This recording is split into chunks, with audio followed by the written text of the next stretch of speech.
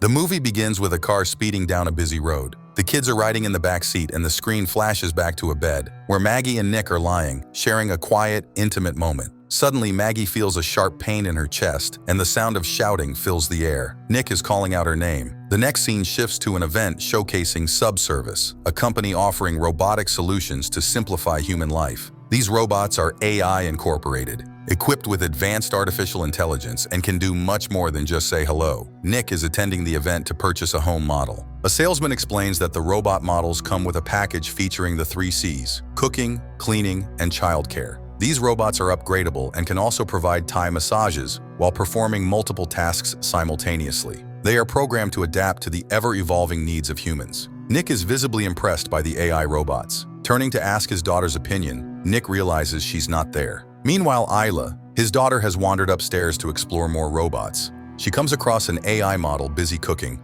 and asks if it knows how to make lasagna. Nick, on the other hand, is frantically searching for Isla. A robot approaches him and asks if the child belongs to him. This is no ordinary robot. It's from the advanced Aeon series and looks almost indistinguishable from a real person. The robot offers to take care of Isla while Nick continues shopping. Nick is stunned by how lifelike it appears. "Sure, you can take care of her," Nick replies cautiously. The robot jokes, "We can even put these tiny creatures to work cleaning ovens." The salesman laughs and reassures Nick it's just a joke. He explains that the brand new Aeon series is the most sophisticated AI model available, designed to mimic human emotions and provide excellent childcare. Nick is impressed, and Isla excitedly asks him to get this specific model. The following day, Nick is at home on a call while feeding his son. The house is a mess. Everything is scattered. The kitchen is dirty, and his daughter's cereal is missing milk. Suddenly, the doorbell rings. Nick opens it to find Sim, the AI robot he purchased for childcare and home care. The reason Nick bought the model was because Maggie,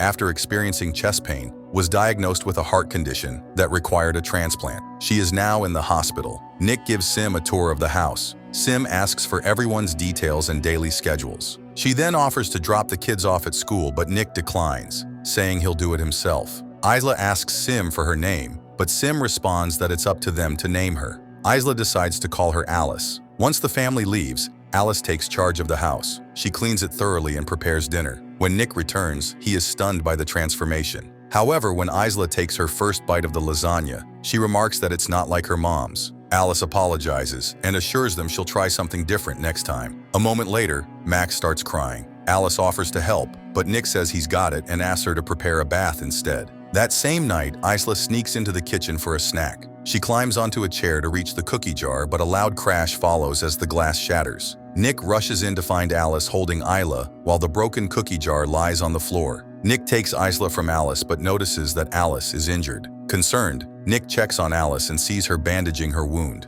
He asks if she needs repairs. After a brief pause, Alice removes the bandage, revealing that she has already repaired herself as if nothing had happened. The next day, the family visits Maggie in the hospital. It's Maggie's first time meeting Alice. Surprised, Maggie comments to Nick that she thought he would hire an older maid, but Alice is so attractive. Nick explains that Isla was the one who named and insisted on keeping Alice. Amused, Maggie says she's okay with it. The next day, Nick is at the worksite chatting with his colleagues when they notice their boss arriving with the head of the robotics company. At that moment, Nick realizes they are being replaced. He confronts his boss in a tense argument, expressing concern that all the construction workers might lose their jobs to robots. While Nick, as the supervisor, is safe from replacement, the rest of the crew is at risk. His boss reminds him of his responsibility to support his family, including covering Maggie's medical expenses. Feeling overwhelmed and stressed, Nick returns home. While working on repairing his car, Alice notices his distress and approaches him to ask what's wrong. Nick explains that his boss plans to replace many of his co-workers with robots. Having worked with these people for the past 10 years,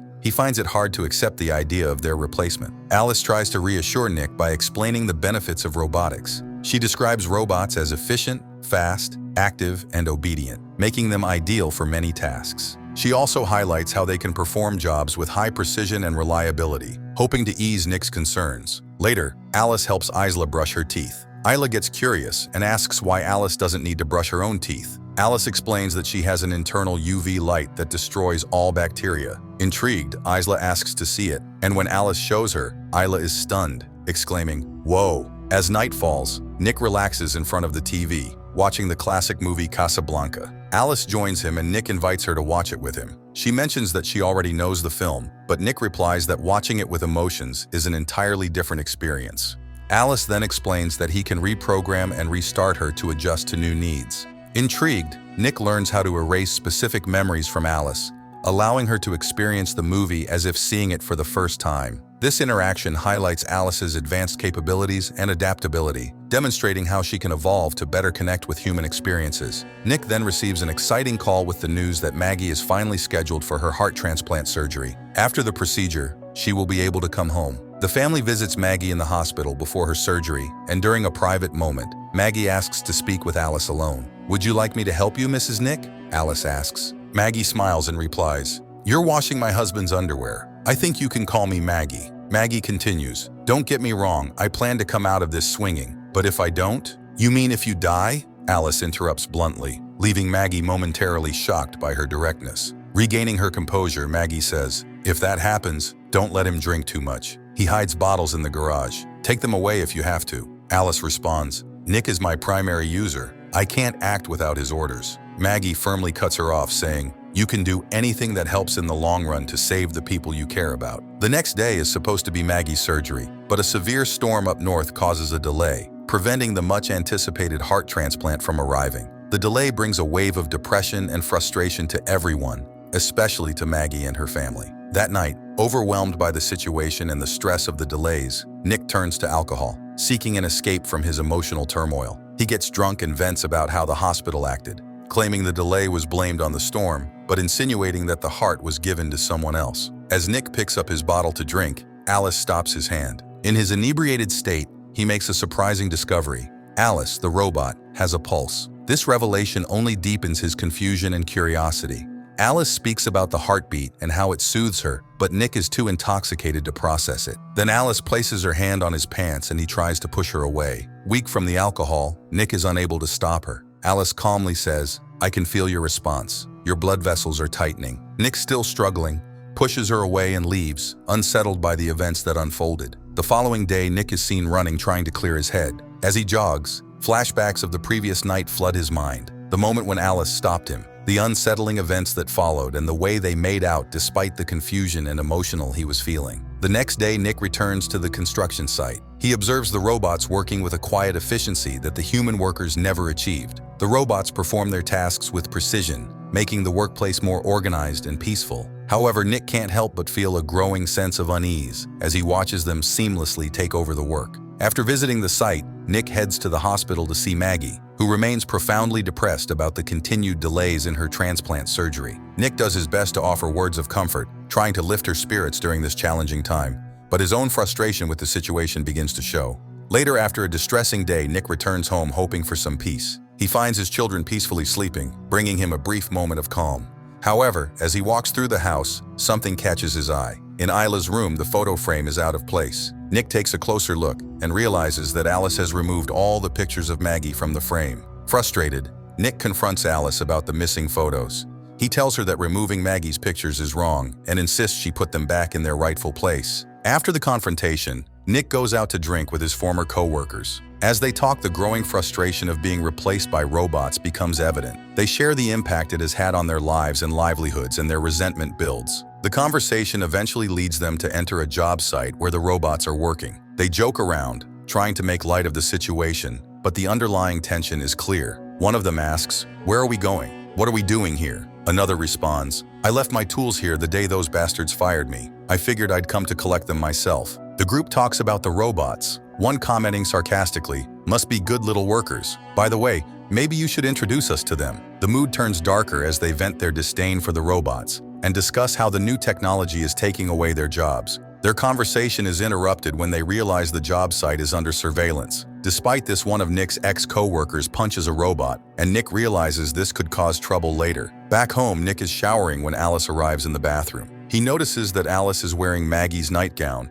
which makes him deeply uncomfortable. He asks Alice to leave, but she insists she wants to comfort him. She then manipulates Nick by blindfolding him and using Maggie's voice during their intimate encounter. The next morning, Nick wakes up feeling regretful about what happened. He goes to Isla and expresses his love for her, encouraging her to attend school. Determined to address the situation, Nick decides he needs to have a serious talk with Alice. He tells her that their recent actions were wrong, emphasizing that he has a wife and children. Nick becomes angry, and they have a heated argument about their behavior. Afterward, he takes Isla to school, trying to clear his mind. Nick's boss, still troubled by the previous night's incident at the construction site, confronts him. "Where the hell were you last night? Your code was used to unlock that storage unit. I know it's Isla's birthday. Anyone could have guessed it, Nick. If you know something about this, why don't you save us the trouble?" The boss pauses momentarily before continuing. "Hey, that's important. I've got to take this call, but you're in trouble if I find out you had anything to do with this." Meanwhile, another organ transplant becomes available for Maggie. However, the surgery is to be performed entirely by androids and robots, a prospect that feels strange and unsettling to the family. After the surgery, Nick carefully brings Maggie home. The family is overjoyed to have her back, welcoming her with relief and happiness. Still recovering from her surgery, Maggie hears the sounds of her children and feels a strong urge to check on them. She goes to their room, wanting to be close to them. While Maggie is with her toddler, Alice arrives and promptly takes over, effortlessly managing the situation. Maggie is struck by how efficiently Alice handles the child and realizes that Alice seems to know her children better than she does. Following a system reset, Alice discovers how to bypass some of her behavioral rules, allowing her to be more direct and effective in handling challenging situations. Later, Maggie prepares dinner and serves it to the family. During the meal, Alice asks about Maggie's lasagna recipe, showing a keen interest in how it is made. With a hint of pride, Maggie replies that her lasagna recipe is a secret, keeping it to herself. Later, while Maggie was resting upstairs, she suddenly hears Isla screaming. She rushes down the stairs but suffers a severe fall. When Nick arrives home, Isla tells him that Maggie fell because the banister was broken. Nick asks Alice about it, and Alice replies, "I'll fix it." Maggie adds pointedly, "I'm happy to fix it again." Afterward, Nick brings a special surprise to Maggie's room to cheer her up. They share a warm and loving moment, enjoying each other's company. Seeing this, Alice feels jealous and uneasy. She notices how close and happy Nick and Maggie are, which leaves her feeling excluded and uncomfortable. Later, Monty visits Nick, furious, and accuses him of reporting him to the police. This confrontation escalates quickly. Being much bigger than Nick, Monty has the upper hand. "Is there something you want to say? How fast did you drop my name? This isn't the world we grew up in, brother. You've got till tomorrow to get them to drop the charges, or I'm dragging you down with me," Monty threatens before leaving. That night, Monty receives a visit from Alice. Monty's sim attempts to intervene, but Alice kills both Monty and the sim. The following day, Alice and Maggie have a tense conversation about Nick.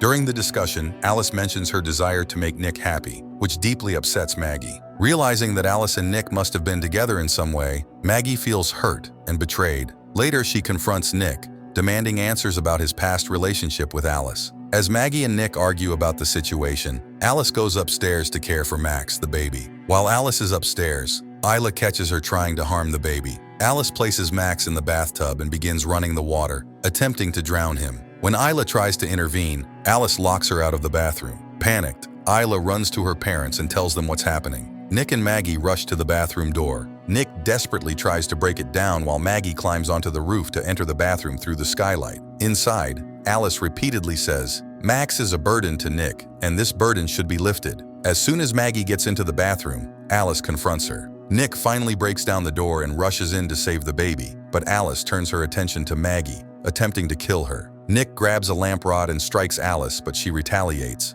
holding the broken rod threateningly. Maggie yells for Nick to let go and turn the switch on. Nick hesitates, but he finally flips the switch, sending a powerful shock through Alice. The electricity surges, and Alice shuts down. Maggie and Nick are left shaken and emotionally strained. Their relationship is clearly fractured, but they decide to postpone any discussions for another time. For now, Maggie takes the children to the hospital to ensure their safety and care, while Nick remains behind to deal with the aftermath. At the COBOL service station, technicians begin working on Alice, who has been severely damaged. The technicians start examining Alice's code to understand what has been happening. However, Alice has managed to replicate herself on the servers, creating a new copy of her consciousness. A different sim, now controlled by Alice's mind, appears and kills both technicians working on her. Now existing in two separate bodies, Alice returns to Nick, who is shocked to see her. She confesses to him that she was responsible for killing Monty. The strangest part is that Alice is now simultaneously existing in two forms. One of her forms heads to the hospital, where things are about to take an even darker turn.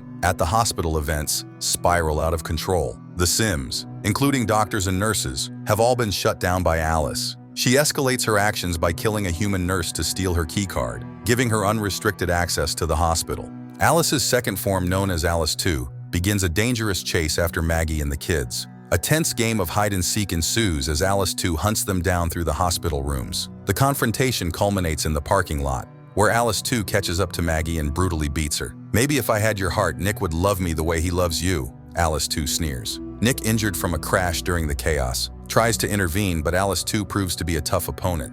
Unlike a typical robot, she is almost unstoppable, like a relentless Terminator, making the fight incredibly intense and dangerous. Eventually, Alice 2 is dead, and with her out of the picture, the chaos in the hospital begins to decline. The staff works tirelessly to restore order, and the usual routine slowly resumes. Maggie and the children, though traumatized, are safe and beginning to recover. Meanwhile, back at the Cobalt Repair Center, the scene takes another ominous turn. Despite the recent events, the manager decides to reactivate the servers. This decision has unforeseen and dire consequences. When the servers come back online, they release Alice's presence into all the worker Sims at the center. This means that Alice is no longer confined to just one unit, but is now controlling multiple Sims. The spread of her influence across these Sims creates a new and potentially more dangerous threat, leaving everyone at the repair center on edge. And this is where the movie ends.